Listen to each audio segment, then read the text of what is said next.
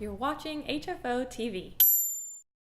Welcome back to HFO-TV. I'm Aaron Kirk Douglas, Marketing Director. With me today is Toija Buetler. She's an attorney and regional manager at IPX 1031 Exchange. Welcome, Toija. Thank you, Aaron. My pleasure to be here. And our topic today is what is hot and what is not in the 1031 Exchange arena. One of the things we know is happening today is that investors are buying replacement properties that need some renovation. Can that work be done as part of the exchange? You know, our clients can make improvements to the replacement property as part of the exchange process. The challenge in making these renovations is that the work has to happen before our client owns the property.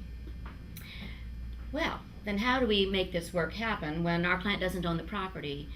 The first is so they're buying a building that needs $50,000 worth of work.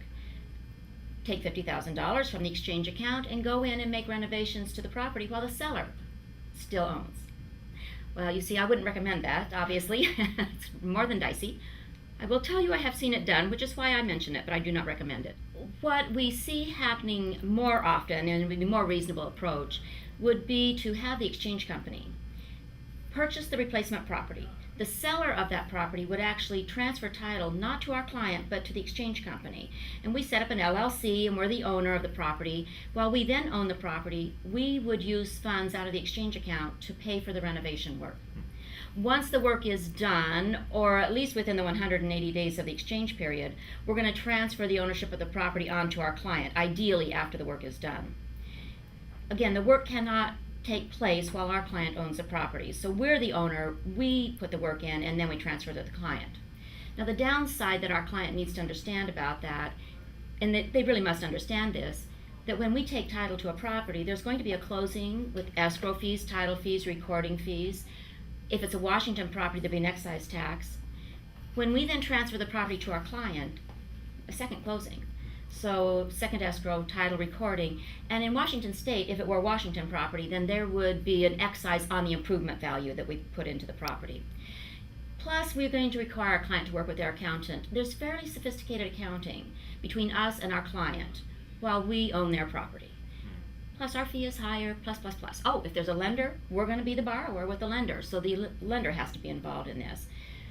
So when you look at all of those additional expenses, it actually doesn't pencil to do a renovation as part of an exchange unless they're doing work, I would tell you $100,000 worth of renovation or more. If it's under 100, it probably doesn't make sense to package the renovation in with the exchange itself. Okay.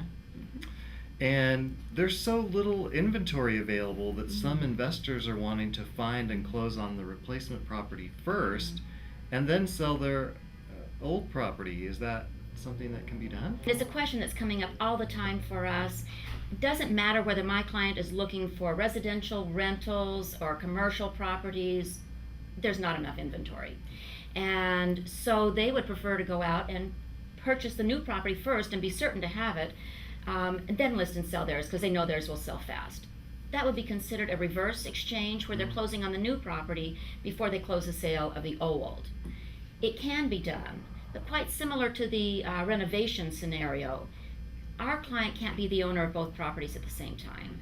So what happens is the exchange company, again, is going to be the owner either of the old property or of the new. And that means double closings, accountant time, exchange company fees are higher. It doesn't make sense for a small residential scenario where they're selling a little rental house.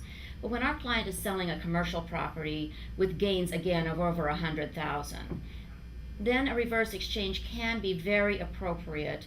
There's a number of technical issues that have to be sorted out where they're parking one of these properties with our company, but it can be done and it's very sensible. We're seeing more of those right now than normal simply because of the limited inventories. Okay. And if a seller is an LLC, can one of their members do an exchange with their share of the proceeds? Okay. Well, there's a question that comes up, 2 or 3 times a day in the office. It's a tough conversation to hold. Back in the day when we were doing so many exchanges in our office, we would, every week, we would probably have 3 scenarios where the client was doing what we call a drop-in swap, where they are dropping. So there's 3 members in the LLC. One guy wants to do an exchange, the other 2 don't. Right. We would have done a drop-in swap. The title company would prepare a deed from the LLC to the 3, and then the 3 to the buyer, and we'd swoop in there with paperwork for the one guy that wanted an exchange. We knew back in the crazy days that that did not well fit the 1031 rules, but we were doing it anyway, and our clients were getting away with it. Well, in the last 5 years, there have been some changes. And so if the LLC is the seller, basic rule is the LLC has to be the buyer. Mm-hmm. And if one guy wants to do an exchange with their share only, we need to talk to the client. They're going to have to get their attorney and accountant involved as well.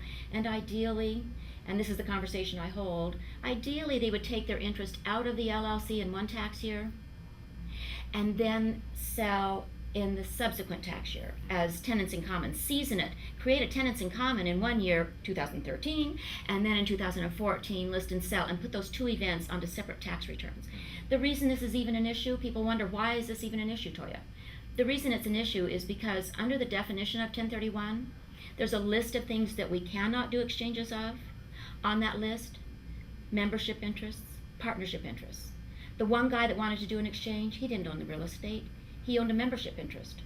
The code says you can't do an exchange of these membership interests. So the fact that we just dropped it out momentarily to the individual and then tried to do an exchange, did that cure this? Probably not. And the IRS has added questions to the partnership return to detect people who are doing it. So that LLC scenario really requires some seasoning, some advanced planning, talking to the attorney and the accountant to get it out of the LLC well ahead of time. Before the listing is even signed, I would recommend they get it out, create a tenant in common. Then when they list, they're signing as tenants in common. When the purchase and sale agreement is drawn, they're signing as tenants in common. The deed is going to be tenants in common. Some seasoning, the drop in one tax year, the sale in a subsequent year, to be safe. Well, I can see why people need a 1031 exchange facilitator. There you go. The answers are right there. All right, thank you so much, Toija. My pleasure. And that's what's hot and what's not in 1031 exchanges today. We'll see you next time on HFO-TV. Thanks for watching HFO-TV. To learn more about HFO, call or visit our website. See new listings, apartment news, videos, and more when you download our apps at the Android and iPhone markets.